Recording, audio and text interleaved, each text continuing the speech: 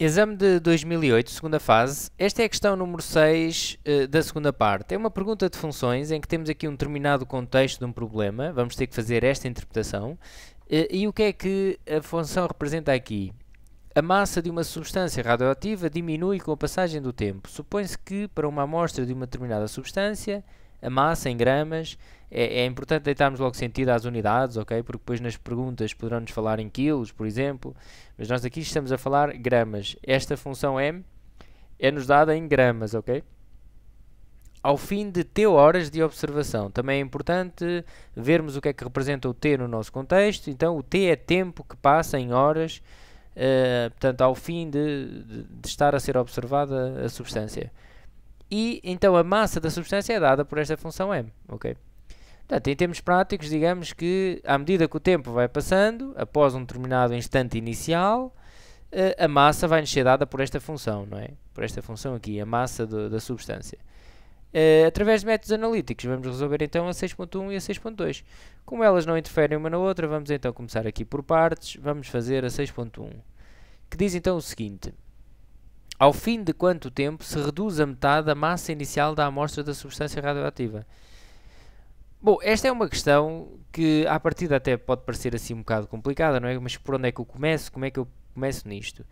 E o ideal, eu já tenho dito que em alguns problemas, se nós conseguimos fazer uma representação gráfica, um esboço e tal, tudo bem, começamos por aí, fazemos logo a representação, isso ajuda a pensar. Mas neste exercício não vejo assim grandes representações que se possam fazer, não é? Uma outra sugestão que eu dou é tentar escrever em linguagem matemática. Portanto, uma condição matemática qualquer que me permita começar a trabalhar, escrever em linguagem matemática o que diz aqui em linguagem corrente. Então, aqui diz assim, ao fim de quanto tempo, é o que eu quero saber tempo, se reduz a metade a massa inicial da amostra. Isto, por outras palavras, posso dizer assim, eu quero saber quando é que a massa é igual a metade do que havia no início. Massa inicial, não é? A massa inicial é o que havia no início. Portanto, o que eu quero saber é quando, quero saber tempo, quando é que a massa é igual a metade do que havia no início. E reparem que agora vou escrever em linguagem matemática. Quando é que a massa é igual a metade do que havia no início. Portanto, metade do quê? Do que havia no início. Como é que eu represento a massa inicial? Bom, a massa inicial é dada por m de 0, não é? Eu vou à minha função, se eu substituir o t por 0, tenho a massa inicial, certo? A massa que havia no início, quando ainda não passou tempo nenhum. Okay? Portanto, esta será então a massa inicial. Então, o que nós queremos é isto. Queremos saber quando é que a massa é igual a m de 0 a dividir por 2. Ok? E desta equação, nós vamos tirar o tempo que faz com que a massa seja igual à massa inicial a dividir por 2. Metade da massa inicial. Ok? O que é que temos que fazer para resolver esta equação? A nossa função mt, temos ali, não é? 15 é levantado a menos 0,02 t igual... O m de 0 podemos calcular. Vamos ali calcular substituindo o t por 0 na nossa função, não é? 15 vezes é levantado a menos 0,02 vezes 0. Menos 0,02 vezes 0 dá 0. É levantado a 0. Portanto, aqui ficamos com E levantado a 0, dá 1. 15 vezes 1 dá 15. Ok? Portanto, a massa inicial é 15. Pronto, agora reparem que este 15 pode passar para ali a dividir, ou este passar para ali a dividir, portanto 15 a dividir por 15 dá 1, é como se cortasse, não é? Porque está aqui a multiplicar. E ficamos então com isto, é levantado a menos 0,02t igual a 1 meio. Reparem que nós queremos resolver isto em ordem a t, não é? Queremos resolver em ordem a t. Então o que é que vamos ter aqui? Temos uma equação com exponenciais. Nós agora temos aqui uma situação daquelas que eu posso encaminhar para a aula, portanto, módulo 2, introdução às funções exponenciais e logarítmicas, onde eu estou a resolver as equações, em que eu explico isto. A levantada qualquer coisa com x igual a um triângulo, como é que resolvemos? Eu estou lá a explicar ao pormenor porque é que isto acontece, não é? Mas agora em termos práticos, só para relembrar, ficamos com isto. Igual a logaritmo passa à função inversa. O exponencial passa à função inversa com a mesma base, ok? Já agora, relembrando também, temos estas equações com logaritmos. No módulo 2 também está lá a explicar porque é que isto acontece, não é? Mas o que acontece na realidade é isto. O nosso x, que está dentro do log, fica igual a um exponencial. Portanto, o logaritmo passa a exponencial. Portanto, a levantado com a mesma base. Reparem, a base continua a base. A base continua a base. A base do exponencial continua a ser a base do log. A base do log continua a ser a base do exponencial. E, portanto, isto é resolver equações com exponenciais ou logaritmos. Está lá, então, módulo 2, no início das funções. Então, aqui ficamos com menos 0,02t igual a ln, porque a base aqui é o e, portanto, ficamos com ln de 1 meio. Ok? Ou seja, agora o menos 0,02 pode passar para aquele membro para a operação inversa, que é dividir, menos 0,02. Chama aqui a atenção de uma coisa, não troca de sinal, ok? Isto às vezes é um erro muito comum no início quando se dão as equações, dizer assim, passa para outro membro, troca de sinal. Porque isso realmente acontece quando a operação é soma ou subtração, porque, portanto, ao passar da soma para a subtração, há ali uma troca de sinal, realmente.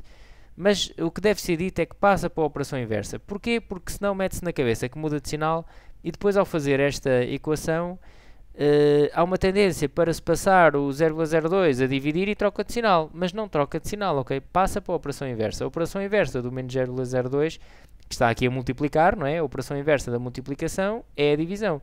E portanto aí não há troca de sinal nenhuma, ok? Agora, poderemos fazer isto na máquina de calcular. Não é? Aqui não é suposto. Eu vou fazer aqui só uma simplificação, porquê? Para prevenir algumas perguntas em que nos dizem assim, em vez de querer obter o valor portanto, arredondado, às horas e minutos, querem uma expressão e dizem, prova que o tempo é dado por... Então, poderemos ter que fazer estes cálculos aqui. Portanto, o 1 meio é 2 levantado a menos 1. Digamos que é para obrigar o aluno a brincar um pouco com as fórmulas e para obter um valor exato, não é? Então reparem, este menos 1 agora, até vou fazer aqui à frente para poupar aqui um bocado de espaço. Este menos 1 pode passar para trás do ln e ficamos aqui com menos 2 sobre 100, não é? Agora este menos com este menos dá mais e ficamos com, e reparem que nós temos aqui isto sobre 1, fazemos aqui o produto dos termos pelos meios e ficamos com 100 ln de 2 a dividir por 2. Fazendo aquela regra 100 ln2, vai multiplicar, 2 vezes 1, 2. E agora poderíamos dividir aqui o 100 por 2 e ficávamos com 50. Eu vou-te a repetir, então eu estou só a fazer isto para prevenir alguns exercícios que dizem mostra que o tempo é dado por 50 ln de 2. E nós tínhamos que fazer estas fórmulas aqui de logaritmos e assim, ok? Agora vou fazer a conta na máquina, que era isso que era pedido no exercício. Então, nós temos 50 ln de 2, que dá 34, portanto, t igual a 34,657. 34,657, aproximado, ok? Há aqui uma aproximação. E temos o tempo calculado, mas o que é que falta? Falta passar para horas e minutos, ok? Então eu vou aqui passar, isto faz sempre da mesma maneira, nós queremos o resultado em horas e minutos. Então, portanto, isto aqui são horas, ok? Isto é tudo horas. Nós temos então 34,657 horas é igual a 34 horas mais 0,657 horas. Atenção que isto é tudo horas, ok? Eu se fizer esta conta, 34 mais 0,657 vai dar o que está em cima. E o que eu tenho aqui é então 34 horas mais 0,657 horas. E eu divido isto assim nas unidades e nas casas decimais porque eu quero o resultado em horas e minutos. Ora, as horas eu já aqui tenho. Não é preciso fazer mais nada, não é? É preciso passar agora este 0,657 para minutos. Ora, como é que fazemos isso? Então vou recorrer aqui agora a este cantinho. Regra 3 simples, ok? Muito básico. Uma hora tem 60 minutos. 0,657 horas são quantos minutos? Não é? Uma hora são 60 minutos. 0,657 horas são x minutos. x igual a 0,657 vezes 60. Reparem que na prática isto vai ser sempre multiplicar por 60, ok? Vai ser sempre multiplicar por 60, porque isto vem aqui da regra 3 simples. Portanto, poderiam fazer apenas vezes 60, ok? Eu estou aqui a fazer a regra para explicar de onde é que vem os valores. Então nós temos 39,42 minutos, ok? Ou seja, 34 horas e 39 minutos, arredondado aqui às unidades, ok? Esta será a resposta então ao problema, 34 horas e 39 minutos. Bom, vou passar então a 6.2, que diz o seguinte: utiliza o teorema de Bolzano para justificar que houve pelo menos um instante entre as 2 horas e 30 minutos e as 4 horas após o início da observação, em que a massa da amostra da substância radioativa atingiu as 14 gramas. Ou seja, nós queremos mostrar, utilizando o teorema de Bolzano, queremos mostrar que m de t é igual a 14 pelo menos uma vez naquele intervalo, não é? É igual a 14 pelo menos uma vez, portanto, pelo menos uma vez, vamos aqui fazer esta correspondência, portanto, no intervalo, vamos dizer, ora, 2 horas e 30 minutos. Reparem que nós temos que ter o nosso t está em horas, ok?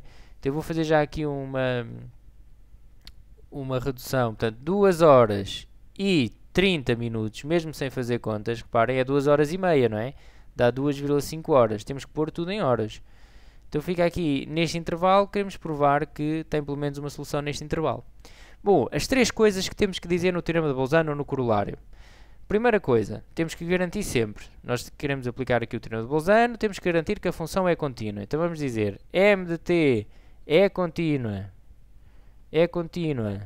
em, e sempre o intervalo aqui fechado, ok? 2,54, porque e vamos olhar para a função e ver o produto, basta dizer porque é uma função exponencial, pronto, isto continua a ser uma função exponencial, não é? Podíamos dizer porque é o produto de funções contínuas, era uma exponencial e uma constante.